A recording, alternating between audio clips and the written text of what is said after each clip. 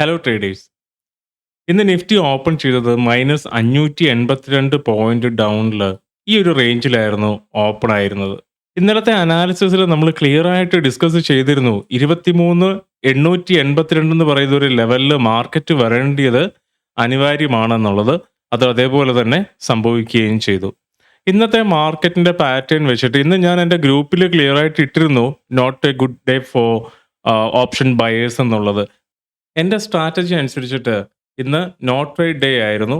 അത് ഞാൻ ഇന്ന് ഗ്രൂപ്പിൽ പോസ്റ്റ് ചെയ്തിരുന്നു. അതായത് ഓപ്ഷൻ ബയേഴ്സിന് ഫേവറബിൾ ആയിട്ടുള്ളൊരു ദിവസമായിരുന്നില്ല.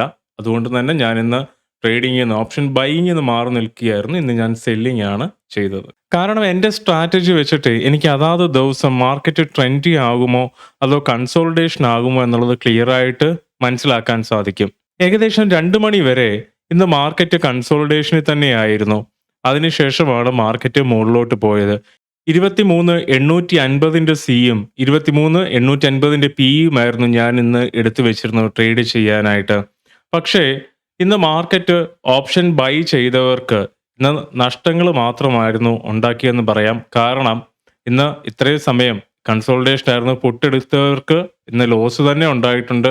കോൾ എടുത്തവർക്ക് ഉച്ചയ്ക്ക് ശേഷം ഒരുപക്ഷെ ഭാഗ്യം പരീക്ഷിച്ചവർക്ക് ഒരുപക്ഷെ പോസിറ്റീവായിട്ട് മാർക്കറ്റ് വന്നിട്ടുണ്ടാവും. എന്തായാലും ഇന്നത്തെ മാർക്കറ്റ് വെച്ചിട്ട് പുതിയ പാറ്റേൺ ഒന്നും ഫോം ആയിട്ടില്ല. നാളത്തെ മാർക്കറ്റിനെ പറ്റി നാളെ ഏകദേശം ഒരു 11 മണി 11:30 റേഞ്ചിലേ നമുക്ക് പറയാൻ പറ്റുള്ളൂ ഇനി എന്താണ് മാർക്കറ്റ് സംഭവിക്കുക എന്നുള്ളത്. പക്ഷേ പ്രൈസ് ആക്ഷൻ വെച്ചിട്ട് ചെറിയൊരു ഹിന്റ് നമുക്കിവിടെ കിട്ടുന്നുണ്ട്.